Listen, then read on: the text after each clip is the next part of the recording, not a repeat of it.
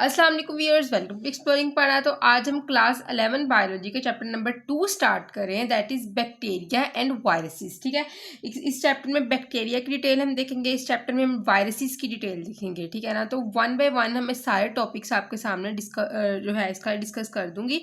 ठीक है, तो मोस्टली जो हम इसका डाटा लेंगे वो बुक से ही लेंगे, क्योंकि आपको पता है कि जो हमारे पास FSC और मैट्रिक लेवल है, जो इसमें सारा जो डाटा होता है ये बुक का ही काम आता है, यही आपने याद करना होता है। इसी में से क्वेश्चनिंग जो होती है वो आपके सामने आती है। ठीक है, इसी में से MCQs बनते हैं, तो जिसकी वजह से हम सारा डाटा जो यहाँ पे डिस्कस करेंगे वो बुक वाला ही डिस्कस करेंगे। ठीक है, तो चैप्टर का नाम है हमारे पास बैक्टीरिया एंड वायरसेस। ठीक है, तो सबसे पहले बात कर रहे हैं हम बैक्टीरिया की, देन हम इसकी इसी के लेक्चर्स में हम बात करेंगे वायरसेस की। तो बैक्टीरिया को यहाँ पे मैं आपके सामने थोड़ा डिस्कस कर देती हूँ।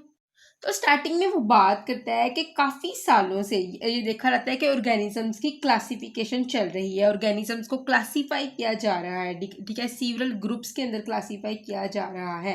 तो क्लियर, तो जिस तरह चैप्टर नंबर 1 में हमने देखा था कि रॉबर्ट विटेकर ने क्या किया था, इसने क्लासीफाई किया था ऑर्गेनिजम्स को। ठीक है ना, किसके अंदर, 5 किंगडम्स के अंदर, kingdom Monera, kingdom protista, kingdom fungi, kingdom Plantae, kingdom animalia. ठीक है, तो इसने 5 ग्रुप दिए थे, जो किंगडम दिए थे सॉरी ऑर्गेनिजम्स के। ठीक है, तो इन किंगडम में किंगडम मोनेरा के अंदर सारे प्रोकैरियोट इंक्लूड थे, kingdom protista, fungi, Plantae, animalia के अंदर यूकैरियोट्स मौजूद थे। आपको पता है प्रोकैरियोट वो होते हैं जिनके अंदर मेम्ब्रेन बाउंडेड ऑर्गेनेल्स नहीं होती हैं। ठीक है, इनके अंदर डेफिनेट न्यूक्लियस नहीं होता है। यूकैरियोट के अंदर डेफिनेट न्यूक्लियस भी होता है, इनके अंदर मेम्ब्रेन बाउंडेड ऑर्गेनेल्स भी प्रेजेंट होती हैं। क्लियर।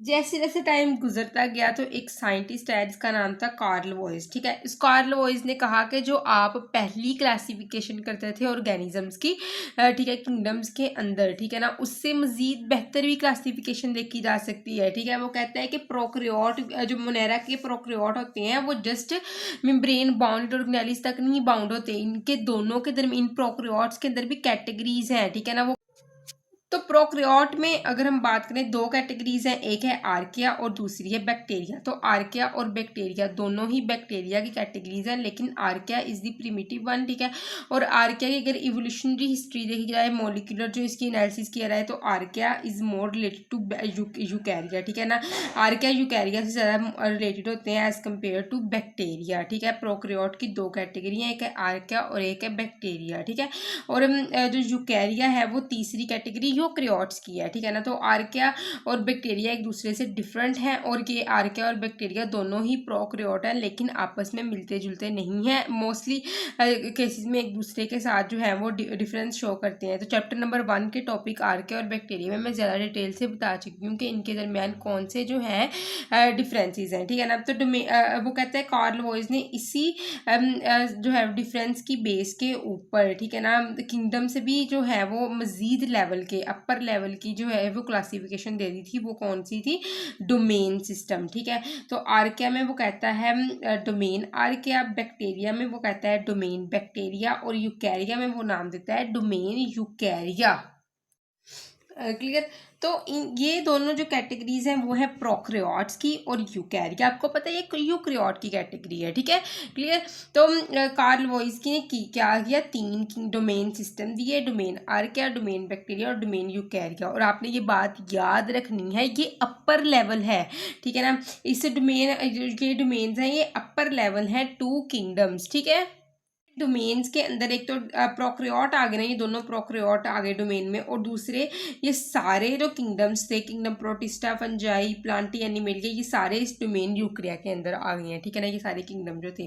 अब हम नेक्स्ट बात करते हैं यहाँ पे स्ट्रक्चर ऑफ बैक्टीरिया की। तो अगर हम स्ट्रक्चर ऑफ बैक्टीरिया की बात करें तो वो कहता है कि बैक्टीरिया जो होता है ना एक डिवर्स ग्रुप है। ठीक है, और इसके अलावा ये क्या होता है, ये यूनिसेलुलर होता है। ठीक है ना, मतलब कि एक सिंगल सेल पे कंसिस्ट होता है, बहुत ज़्यादा सेल मिलके नहीं एक पूरी बॉडी बना रहे। तो जिस तरह हम मल्टी सेलुलर है, हमारी बॉडी क्या है, बहुत ज़्यादा सेल से मिलके बनी होती है। जो बैक्टीरिया यूनिसेलुलर है, इनकी बॉडी एक ही सेल से मिलके बनी होती है। ठीक है, माइक्रोस्कोपिक है, मतलब कि इसको माइक्रोस्कोप के बगैर नहीं देखा जा सकता, इतने छोटे होते हैं साइज में कि कि जो हमारी नेक्ड आई है, नॉर्मल आंख है, वो इनको नहीं देख सकती। इनको देखने के लिए माइक्रोस्कोप का यूज़ किया जाता है, ठीक है। उसके बाद ये सिंपल होते हैं, ठीक है ना, दिखने में ये सिंपल होते हैं, यूनिसेलुलर होते हैं। इनकी बॉडी एक ही सेल पे कंसिस्ट करती है। लेक मेम्ब्रेन बाउंडेड ऑर्गेनेलिस, इनके अंदर किसी भी किस्म की मेम्ब्रेन बाउंडेड ऑर्गेनेलिस जिसमें आते हैं हमारे पास माइटोकॉन्ड्रिया, क्लोरोप्लास्ट, ठीक है, माइटोकॉन्ड्रिया, क्लोरोप्लास्ट वगैरह, ठीक है ना, इनके अंदर ये नहीं होते हैं, जो कि एक मेम्ब्रेन बाउंडेड ऑर्गेनेली होती है in case of the eukaryotes, ठीक है। तो इनके अंदर ये ऑर्गेनेलीज बिल्कुल भी प्रेजेंट नहीं होती हैं। They lack any kind of the well defined nucleus, तो इनके अंदर क्या होता है, ये सेल है, सेल के अंदर जो साइटोप्लाज्म है उसके अंदर इसी तरह ही डीएनए वगैरह पड़ा हुआ है। मेम्ब्रेन बाउंडेड का मतलब क्या है, अगर इस डीएनए के इर्द गिर्द मौजूद है एक प्रॉपर मेम्ब्रेन मौजूद है, तो हम कहेंगे कि ये डीएनए और मेम्ब्रेन, न्यूक्लियर मेम्ब्रेन मिलके एक न्यूक्लियस बना रही है। लेकिन बैक्टीरिया के केस में क्या होता है कि जो डीएनए होता है ये एज इट इज ही साइटोप्लाज्म में बिखरा हुआ पड़ा होता है। डीएनए के इर्द गिर्द किसी भी किस्म की कवरिंग नहीं होती है, ठीक है। तो that's why we are calling it as a DNA. हम इसको या फिर न्यूक्लियर मटीरियल इसको कह लेंगे, इसको न्यूक्लियस नहीं कहेंगे। न्यूक्लियस तभी कहेंगे जब इस डीएनए के इर्द गिर्द एक प्रॉपर जो है वो कवरिंग होगी, एक प्रॉपर मेम्ब्रेन प्रेजेंट होगी, ठीक है। तो क्या होते हैं बैक्टीरिया, माइक्रोस्कोपिक होते हैं, यूनिसेलुलर होते हैं, they lack any kind of the membrane bounded organelles and they have well defined they do not have any kind of the well defined nucleus. अब हम बात करते हैं बैक्टीरिया की सेल वॉल की। तो what is cell wall of bacteria, तो bacteria की जो सेल मेम्ब्रेन होती है, ठीक है ना, एक नॉर्मल सेल मेम्ब्रेन है, उसके ऊपर एक वॉल होती है जिसको नाम दिया जाता है सेल वॉल का, ठीक है। Cell wall is a rigid wall which is present outside to the cell membrane of bacteria. तो इसके लिए आप एक टर्म यूज करोगे इनके मटीरियल्स के लिए। सेल वॉल जिन मटीरियल से मिलकर बनी होती है उनको मेमोराइज करने के लिए, ठीक है ना, मैं आपको एक टर्म याद करवाती हूँ, ठीक है ना। तो दैट इज पीसीआर, ठीक है। पीसीआर में पी फॉर, ये पीसीआर पॉलीमरेज चेन रिएक्शन वाला नहीं है, पीसीआर पी फॉर पेप्टिडोग्लाइकन, ठीक है बेटा।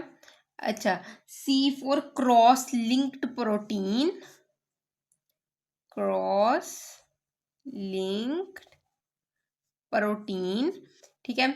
और आर फॉर रिजिड स्ट्रक्चर, ठीक है, आर से हम कहते हैं रिजिड, ठीक है।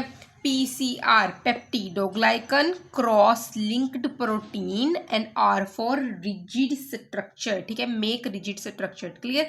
तो ये एक प्रॉपर स्ट्रक्चर है आपके सामने सेल वॉल का बैक्टीरिया की, ठीक है। तो इसमें जो ये रेड कलर से मार्क किया गया है दैट इज पॉलीसैकेराइड, ये पॉलीसैकेराइड है। ये वाला जो क्रॉस लिंक स्ट्रक्चर है दैट इज प्रोटीन, ये इनकी प्रोटीन है। और जो कि मैंने एक लहरें से बनाई हुई हैं इस कलर की, ये क्या है, ये इनकी लिपिड है, ठीक है ना। तो ये पॉलीसेक्राइड प्रोटीन और लिपिड मिलके क्या बना रहे होते हैं, ये पेप्टिडोग्लाइकन, ये एक प्रॉपर स्ट्रक्चर है पेप्टिडोग्लाइकन का। आप भी अपनी जो है अगर आपको क्वेश्चन आता है या लॉन्ग में शॉर्ट में, तो आपने ये ज़रूर ड्रा करना है, अच्छा इंप्रेशन पड़ता है और आपकी जो है वो कॉन्सेप्ट्स भी अच्छी तरह बिल्डअप होते हैं, ठीक है। पॉलीसेक्राइड प्रोटीन और लिपिड इस तरह अरेंज होकर क्या बनाते हैं, पेप्टिडोग्लाइकन बनाते हैं, क्लियर। पेप्टिडोग्लाइकन जो होता है ना, पेप्टिडोग्लाइकन एक मेजर कंपोनेंट है बैक्टीरिया की सेल वॉल का, इसको म्यूरिन भी कहा जाता है, it is also called as the murein, ठीक है। तो ये क्या होता है, पेप्टिडोग्लाइकन जो होता है ये लॉन्ग जो है वो पॉलीसेक्राइड के लिए वो अनदर टर्म यूज करते हैं दैट इज ग्लाइकैन। तो वो कहते हैं कि एक लॉन्ग पॉलीसेक्राइड की चेन जो होती है वो आपस में क्रॉस लिंक्ड होती है, ठीक है ना, छोटे छोटे फ्रेगमेंट्स के जरिए, ठीक है ना, इस तरह क्रॉस लिंक होती है फ्रेगमेंट के जरिए। ये जो पॉलीसेक्राइड चेन्स है, देखो ये एक चेन, ये दूसरी चेन और ये तीसरी चेन, ये आपस में क्रॉस लिंक्ड होती हैं। ये ग्रीन कलर से फ्रेगमेंट मैंने मार्क किए हुए, ये इनको क्रॉस लिंक्ड करते हैं, ये प्रोटीन फ्रेगमेंट्स, ठीक है। पेप्टाइड फ्रेगमेंट, पेप्टाइड आपकी बुक में वो नाम यूज कर रहा है प्रोटीन के लिए, पेप्टाइड का, ठीक है ना। तो ये पेप्टाइड यानी कि प्रोटीन फ्रेगमेंट इन जो बैक्टीरिया के अंदर पॉलीसेकेराइड की चेन होती है, ग्लाइकेन चेन होती है, इसको क्या करते हैं, ये पेप्टाइड फ्रेगमेंट इनको आपस में अटैच करते हैं। ऊपर वाली चेन को नीचे वाले के साथ अटैच किया, इसको इसके साथ अटैच किया, और ये पेप्टाइड फ्रेगमेंट्स ने अटैच किया है इन सारी चेन्स को आपस में, ठीक है ना, यानी कि प्रोटीन फ्रेगमेंट्स। और इसकी अमाउंट डिफरेंट बैक्टीरिया के अंदर डिफरेंट ही होती है, ठीक है। तो उसके अलावा क्या होता है कि इन पेप्टिडोग्लाइकन्स के साथ कौन सी चीज़ अटैच होती है, लिपिड। देखो lipids are attach to these peptidoglycan, you can see here, इस पेप्टिडोग्लाइकन से ही मैं क्या निकाल रही हूँ, लिपिड्स निकाल रही हूँ। तो लिपिड्स इसके साथ अटैच होते हैं। लगी समझ आपको? तो आपकी बुक के मुताबिक मैंने आपको बता दिया, वैसे भी आपके कॉन्सेप्ट बिल्डअप करवा दिए हैं। तो नेक्स्ट इसी को ही हम कंटिन्यू रखते हैं। तो यहाँ पे ना मैं बात करती हूँ ग्राम पॉजिटिव और ग्राम नेगेटिव बैक्टीरिया की, ठीक है ना। तो मैं बहुत अच्छे से आपको इसके अंदर डिफरेंस करके बताऊंगी, और जब भी आपको एक as a short as a long question आता है तो आपने इसी तरह ही पॉइंट्स को लिख के थोड़ी डिटेल बता देनी है नेक्स्ट, ठीक है। तो एक साइंटिस्ट थे, that is sir Hans Christian ग्राम, ठीक है। तो सर हैंस क्रिश्चियन ग्राम ने क्या किया, इन्होंने बैक्टीरिया को 2 मेजर क्लासेस के अंदर डिवाइड कर दिया ग्राम स्टेनिंग टेक्निक को यूज करते हुए, ठीक है। कौन सी टेक्निक यूज की थी इसने, ग्राम स्टेनिंग टेक्निक, ठीक है। तो ग्राम स्टेनिंग टेक्निक का यूज करते हुए इन्होंने बैक्टीरिया को 2 मेजर कैटेगरीज के अंदर डिवाइड कर दिया गया था। एक है ग्राम पॉजिटिव बैक्टीरिया और एक है ग्राम नेगेटिव बैक्टीरिया, ठीक है। तो हम देखते हैं किस तरह इसने इसको कैटेगराइज किया था। अच्छा, तो ये किस तरह कैटेगराइज करता था इनको, ठीक है ना, ग्राम पॉजिटिव और ग्राम नेगेटिव के अंदर। तो बेसिकली ये सर हैंस क्रिस ने क्या किया, इसने ना डाई यूज किया, दैट इज ब्लू कलर, ठीक है। इसने ब्लू कलर डाई का यूज किया, ठीक है ना, जो कि क्या था, which is crystal violet dye, ठीक है। और इसका प्राइमरी ये ना एक प्राइमरी डाई था, ठीक है। तो इसने बैक्टीरिया का कल्चर लिया और इसको स्टेन किया इसके साथ, ठीक है, ठीक है। He took a bacteria culture and stain it with this blue colour, ठीक है, डाई, ठीक है। तो अब जब ये डाई जिन बैक्टीरिया के अंदर के डाई रह गई थी उनका कलर पर्पल हो गया और उनको नाम दे दिया गया ग्राम पॉजिटिव बैक्टीरिया का। क्यों इनके अंदर ये डाई रही थी, क्योंकि इनके अंदर पेप्टिडोग्लाइकन की मोटी लेयर होती है, ठीक है, और उस लेयर के अंदर जो होता है ये डाई रिटेन कर जाता है, ठीक है, और उसको नाम दे दिया जाता है किसका, ग्राम पॉजिटिव बैक्टीरिया का, ठीक है। और ग्राम नेगेटिव बैक्टीरिया में ये पेप्टिडोग्लाइकन की लेयर बहुत पतली होती है। जैसे ही इसको डाई करवाया जाता है तो इस पतली लेयर के अंदर स्टेन नहीं रहता है, ठीक है, ये पतली लेयर की स्टेनिंग नहीं होती है, और जैसे ही इसकी स्टेनिंग नहीं होगी तो इसको नाम दे दिया जाएगा कि ये कलर नहीं शो करेगा ब्लू, और इसको नाम दे दिया जाएगा कि आप ग्राम नेगेटिव बैक्टीरिया का, क्योंकि पता चल जाएगा ना इसके अंदर पेप्टिडोग्लाइकन की लेयर पतली होगी और पेप्टिडोग्लाइकन की पतली लेयर ग्राम नेगेटिव बैक्टीरिया के अंदर होती है, और जैसे ही ये आइडेंटिफिकेशन हो जाएगी तो इसको नाम दे दिया जाएगा ग्राम नेगेटिव बैक्टीरिया का, ठीक है। लगी समझ कि इनकी कलरिंग का भी इतना डिफरेंस क्यों होता है, ड्यू टू पेप्टिडोग्लाइकन थिकनेस। इनके अंदर पेप्टिडोग्लाइकन थिक है तो इस पेप्टिडोग्लाइकन के अंदर ये कलर आके फंस जाता है, ठीक है ना, रिटेन रहता है कलर यहाँ पे। दैट्स वाई कलर क्या नजर आता है, कलर नजर आता है जो पर्पल, ठीक है। और तो ये जो होती है इसके अंदर जो है वो ये कलर नहीं होता है, ठीक है ना, रिटेन नहीं रहता है, ठीक है ना। तो जब इसके अंदर कलर रिटेन नहीं रहेगा तो इसका कलर जो है वो फीका ही रहेगा और उसको ग्राम नेगेटिव बैक्टीरिया का नाम दे दिया जाता है। क्लियर, ठीक है। तो अभी थोड़ा हम डिफरेंस इन दोनों के दरमियान में देखते हैं। तो ग्राम पॉजिटिव बैक्टीरिया में हाई पेप्टिडोग्लाइकन होता है, ऑलमोस्ट 50% पेप्टिडोग्लाइकन ग्राम पॉजिटिव बैक्टीरिया में देखने को मिलेगा, ठीक है ना। इसीलिए डाई जो होता है वो रिटेन रह जाता है इस पेप्टिडोग्लाइकन के अंदर, ठीक है। और दूसरी बात अगर हम बात करें ग्राम नेगेटिव बैक्टीरिया की, तो नेगेटिव बैक्टीरिया में जो पेप्टिडोग्लाइकन होगा वो होगा ऑलमोस्ट 10%, ठीक है। इनके अंदर 10% पेप्टिडोग्लाइकन होता है, दैट्स वाई जो डाई होती है वो इसके अंदर रिटेन नहीं रह सकती है, ठीक है ना। और डाई को जो अदर डाई जो इसके अंदर रिटेन रह सकती है इस 10% पेप्टिडोग्लाइकन के साथ और कलर शो करती है, दैट इज सेफ्रानीन, ओनली सेफ्रानीन डाई इनके अंदर जो है वो रिटेंशन शो कर सकती है, इनके अंदर रिटेन रह सकती है। क्लियर। अच्छा, इनके अंदर जो लिपिड कंटेंट होता है वो कितना होगा, वो लेस लिपिड कंटेंट होता है, ऑलमोस्ट 1 to 4%, ठीक है ना। तो 1 to 4% जो होता है ये लिपिड इनके अंदर देखने को मिलता है, और इनके अंदर मोर लिपिड देखने को मिलता है ग्राम नेगेटिव के केस में, ऑलमोस्ट 11 to 22% तक इनके अंदर लिपिड कंटेंट देखने को मिलता है, ठीक है ना। तो लिपिड कंटेंट अगर हम इनके अंदर बात करें ग्राम पॉजिटिव के केस की, तो आपको पता है ना कि ये कौन सी लेयर है, दैट इज पेप्टिडोग्लाइकन।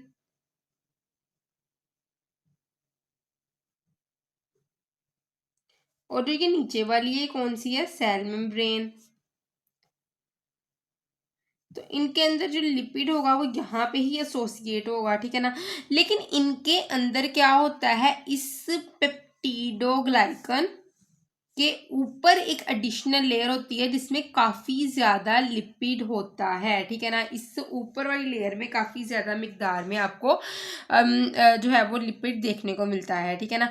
आपको पता है ये दोनों ये प्रोटीन्स हैं जिसको हम कहते हैं पोरिन प्रोटीन, ठीक है ना, ट्रांसपोर्ट प्रोटीन की होती हैं, ठीक है ना। पोरिन प्रोटीन जिन्होंने जो है मॉलिक्यूल्स को बाहर अंदर डिफ्यूज करवाना होता है, तो ये प्रोटीन, और ये क्या है, ये है लिपिड, ठीक है। तो ये लिपिड, ये भी सारा लिपिड है, ये भी सारा लिपिड है। तो ये प्रोटीन, इस तरफ क्या हो रहा है, ये प्रोटीन और लिपिड मिलके क्या बनाते हैं, लिपो प्रोटीन, ठीक है। और यहाँ पे एक स्ट्रक्चर होता है जिसको हम कहते हैं पॉलीसेक्राइड, मैंने ये ड्रा कर दिया है आपके सामने। तो ये वाला लिपिड जो ऑरेंज कलर से मार्क किया, और ये पॉलीसेक्राइड मिलके क्या बनाते हैं, लिपोपोलीसेक्राइड, ठीक है। इसको नाम दिया जाता है लिपोपोलीसेक्राइड का, ठीक है। क्लियर। तो यहाँ पे फॉस्फोलिपिड, लिपोपोलीसेक्राइड, लिपोप्रोटीन, ये सारे यहाँ पे मौजूद होते हैं, ठीक है। और इतनी मिकदार में लिपिड होता है कि उसकी क्वांटिटी इतनी ज़्यादा बड़ी होती है कि 11 to 22% तक यहाँ पे लिपिड आपको देखने को मिलेगा, ठीक है ना। तो ये एक आउटर मेम्ब्रेन होती है, external to their cell wall, एक आउटर मेम्ब्रेन है जिसके अंदर लिपिड की क्वांटिटी काफ़ी ज़्यादा होती है, ठीक है। और इस outer membrane, external to this peptidoglycan cell wall layer, जो आउटर मेम्ब्रेन है, इसका काम क्या है कि इन्होंने एक्स्ट्रा प्रोटेक्शन देनी है बैक्टीरिया को एंटीबायोटिक इंजाइम या टॉक्सिक इंजाइम के खिलाफ, ठीक है। और ये क्या होती है, ये जो यहाँ पे प्रोटीन होते हैं, दैट्स पोरन प्रोटीन, उस पोरन प्रोटीन ने परमेबिलिटी प्रोवाइड करनी होती है, सेलेक्टिव परमेबिलिटी, मतलब कि स्मॉल मॉलिक्यूल को अंदर इंटर होने देना है और लार्ज मॉलिक्यूल को अंदर इंटर नहीं होने देना, ठीक है ना। स्पेसिफिक मॉलिक्यूल्स को इंटर होने देना है, that's why we are calling it as a selective permeability, ठीक है। क्लियर। अब हम बात करते हैं नेक्स्ट की, that is resistant to antibiotics. तो आपको पता है कि जो ग्राम पॉजिटिव बैक्टीरिया होते हैं, these are less resistant to antibiotic, but how, क्योंकि आपको पता है इसके पास कोई एडिशनल लेयर नहीं होती, कोई एडिशनल आउटर मेम्ब्रेन नहीं होती है to outer to the cell wall, ठीक है। सेल वॉल के ऊपर कोई एडिशनल आउटर मेम्ब्रेन नहीं हो सकती, जिसकी वजह से क्या होता है कि जो एंटीबायोटिक्स यानी कि पेंसिलिन वगैरह क्या करती हैं, ये डायरेक्टली जो है वो इस पेप्टिडोग्लाइकन तक पहुंच जाती हैं और सेल वॉल की सिंथेसिस को रोक सकती हैं, जिसकी वजह से हम कह सकते हैं कि इनके अंदर किसी भी किस्म का स्ट्रॉन्ग फिजिकल बैरियर नहीं होता है जो ड्रग की एंट्री को रोक सके, ठीक है। तो जो ग्राम पॉजिटिव बैक्टीरिया होते हैं ये बहुत ज़्यादा सेंसिटिव होते हैं टुवर्ड एंटीबायोटिक, ठीक है। तो जिसकी वजह से ये सेंसिटिव इसीलिए होते हैं कि ये एंटीबायोटिक को जो है वो इनकी बॉडी के अंदर इंटर हो जाती है और वहाँ पे क्या करती है, सेल वॉल की फॉर्मेशन को बनाना रोक देती है। क्लियर। पता है जब सेल वॉल नहीं होती है, सेल में ब्रेन ही जो है वो इन्वायरमेंट को एक्सपोज होती है, जिसकी वजह से इसकी फेगोसाइटोसिस बड़ी आसानी से हो सकती है और इनकी बड़ी आसानी से डेथ हो सकती है, ठीक है। क्लियर। लगी समझ इसकी भी, ठीक है। अगर हम बात करें ग्राम नेगेटिव बैक्टीरिया के केस की, तो इनके अंदर क्या होता है, आपको पता है कि इनके अंदर एक एक्स्ट्रा बैरियर होता है, ठीक है ना, which make it more resistant to antibiotics, ठीक है। कौन सा एक्स्ट्रा बैरियर इनके अंदर ये प्रेजेंट होता है, this extra barrier is the barrier here present outside to the peptidoglycan layer, ठीक है। पेप्टिडोग्लाइकन के ऊपर जो लिपिड रिच मेम्ब्रेन एक होती है, ठीक है ना, मैंने आपको पहले भी बता चुकी हूँ कि ये लिपिड इनके अंदर काफ़ी ज़्यादा होता है। ये लिपिड रिच मेम्ब्रेन जो होती है, आउटर मेम्ब्रेन, जो एक एक्स्ट्रा बैरियर के तौर पर एक्ट कर रही है outside to this peptidoglycan cell wall layer. Clear. उसके बाद वो बात करते हैं, अपने ये भी बात कर ली है रेजिस्टेंट टू एंटीबायोटिक की भी, ठीक है। अब हम बात करते हैं इनके अंदर परमेबिलिटी की, ठीक है ना। तो ये क्या होते हैं कि ज़्यादा परमिएबल होते हैं, ठीक है ना। Gram positive bacteria are more permeable, इसका मतलब क्या है आपको पता है कि इनकी पेप्टिडोग्लाइकन की लेयर चाहे थिक होती है, लेकिन ये क्या होती है, इनकी जो सेल वॉल ऊपर वाली होती है, सेल वॉल यानी कि पेप्टिडोग्लाइकन लेयर, ठीक है, या मैं पेप लेयर लिख देती हूँ, पेप्टिडोग्लाइकन लेयर, ठीक है। ये क्या होती है, पोरस होती है, मतलब स्पंज लाइक होती है, ठीक है ना। तो जिसकी वजह से क्या होता है कि ये आसानी से अपने अंदर स्मॉल मॉलिक्यूल्स को अब्जॉर्ब करवा सकती है, ठीक है ना। मॉलिक्यूल जिस तरह के जो है वो अब हमारे पास एंटीबायोटिक्स हो सकते हैं, ठीक है, ये इस पोरस जो है वो लेयर के ज़रिए बड़ी आसानी से अब्जॉर्ब किए जाते हैं। इंजाइम्स हो सकते हैं, ठीक है ना, और डाइज वगैरह जो होते हैं इस पोरस लेयर के ज़रिए बड़ी आसानी से जो है वो नीचे लाए जा सकते हैं। और ये जो होती है ग्राम नेगेटिव बैक्टीरिया, ये क्या होते हैं, ये लेस परमिएबल होते हैं, दीज आर लेस परमिएबल, ठीक है।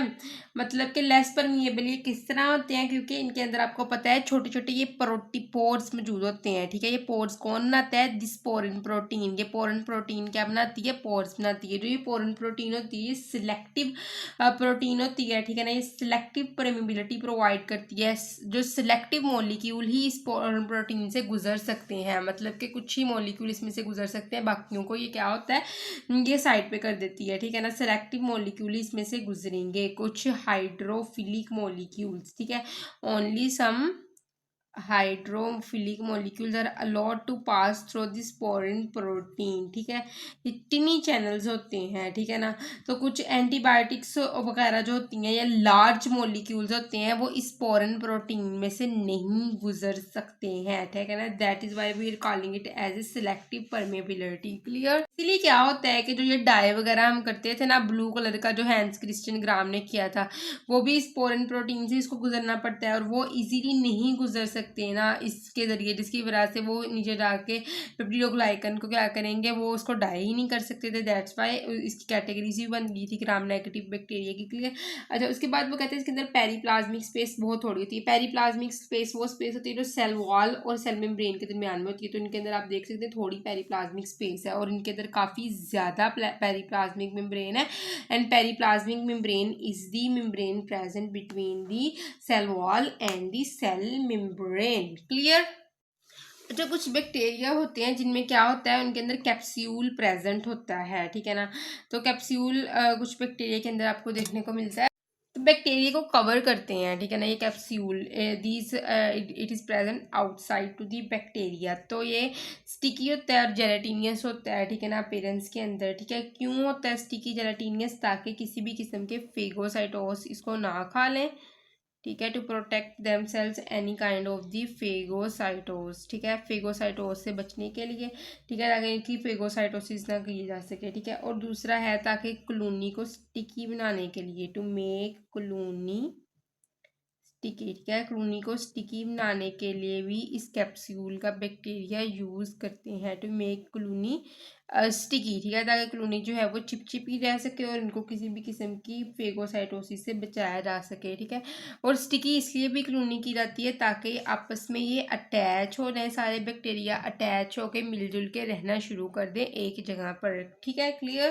अच्छा, अब हम बात करते हैं सेल मेम्ब्रेन की बैक्टीरिया के, ठीक है ना। सेल मेम्ब्रेन के लिए एंदर टर्म यूज किया जाता है, दैट इज प्लाज्मा मेम्ब्रेन, ठीक है। तो ये सेल मेम्ब्रेन या फिर प्लाज्मा मेम्ब्रेन जो होती है ना, ये मोस्टली सेल वॉल के नीचे प्रेजेंट होती है। अगर तो बैक्टीरिया के अंदर सेल वॉल होगी तो ये प्लाज्मा मेम्ब्रेन जो होती है सेल वॉल के नीचे होती है, ठीक है ना, कि ऐसे एक सेल वॉल होगी, ठीक है, उसके नीचे इस तरह जो है वो प्लाज्मा मेम्ब्रेन होगी, ठीक है। तो अगर कुछ बैक्टीरिया के केस में इस तरह के माइकोप्लाज्मा और सार्कोप्लाज्मा जो है इनके अंदर सेल वॉल नहीं होती है, तो ये सेल मेम्ब्रेन ही इसकी आउटर मोस्ट लेयर होगी। अगर सेल वॉल प्रेजेंट होगी तो ये सेकंड आउटर मोस्ट लेयर है सेल मेम्ब्रेन, और अगर सेल वॉल एब्सेंट है तो ये cell membrane is the first outer most layer in the cell, ठीक है। तो ये फर्स्ट आउटर मोस्ट लेयर होती है इनके अंदर, ठीक है। सेल मेम्ब्रेन बैक्टीरिया की इनके अंदर किसी भी किस्म के स्टीरोल्स नहीं होते हैं, lake any kind of sterols, ठीक है। लेक स्टीरोल मैंने यहाँ पे लिखा हुआ है। स्टीरोल क्या होते हैं, बेसिकली दीज आर कोलेस्ट्रॉल्स, ठीक है। तो इनके अंदर केमिकल मेकअप के अंदर किसी भी किस्म के कोलेस्ट्रॉल वगैरह नहीं होते हैं, और इनकी कंपोजिशन जो सेल वाल की होती है लिपिड और प्रोटीन से मिलती बनती है, मतलब कि लिपोप्रोटीन वाली वाल है, ठीक है। और कार्बोहाइड्रेट्स यानी कि कार्ब्स वगैरह भी इसके अंदर प्रेजेंट होते हैं, ठीक है। क्लियर। तो हमने सब्सटेंसेस भी देख लिए कौन से प्रेजेंट होते हैं कौन से एब्सेंट होते हैं, ये इसकी कंपोजिशन में आ जाता है सेल मेम्ब्रेन की। उसके बाद वो कहता है कि जिस तरह के ये एक बैक्टीरिया है, तो बैक्टीरिया के अंदर क्या होता है कि सेल मेम्ब्रेन जो होती है, देखो ये तो होगी सेल वॉल, ये अंदर मैं बनाने लगी हूँ एक सेल मेम्ब्रेन, ये है सेल मेम्ब्रेन, ठीक है। कौन सी है? सेल मेम्ब्रेन, ठीक है। तो सेल वॉल के अंदर जो सेल मेम्ब्रेन है ये अंदर को इन्वेजिनेट करती है, ठीक है ना। इस तरह इन्वेजिनेशन होती है इस सेल मेम्ब्रेन की, और अंदर को इन्वेजिनेट होकर क्या बनाती है? ये वेजिकल बनाती है, ठीक है ना। These invaginate inside to make a vesicle, ठीक है। ये कुछ वेजिकल्स बनाती है अंदर की तरफ इन्वेजिनेट होगी, इस वेजिकल को नाम दिया जाता है मीजोसोम का, ठीक है ना। दीज वेजिकल्स आर बेसिकली, ये जो वेजिकल्स अंदर की तरफ सेल मेम्ब्रेन ने इन्वेजिनेट हो गए बनाए हैं, इस वेजिकल को नाम दिया जाता है मीजोसोम का, ठीक है। मीजोसोम्स का नाम दिया जाता है। तो ये मीजोसोम्स जो होते हैं ये इंपॉर्टेंट होते हैं फॉर डीएनए रेप्लिकेशन, ठीक है, सेल डिवीजन, और ये माइटोकॉन्ड्रिया की तरह ही जस्ट लाइक माइटोकॉन्ड्रिया एक रिस्पिरेटरी सेंटर के तौर पर भी एक्ट कर सकते हैं। क्लियर। लगे समझ। DNA replication, cell division, respiratory centre के तौर पर ये मीजोसोम्स होते हैं ये एक्ट कर सकते हैं, ठीक है। तो आई होप सो कि आपको यहाँ पे जो है ये topic chapter number 2 class 11 biology का फर्स्ट टॉपिक है, इसकी समझ लगी होगी। लेकिन किसी भी किस्म की कन्फ्यूजन है तो कमेंट सेक्शन में पूछ सकते हैं। Thank you so much. अल्लाह हाफिज़।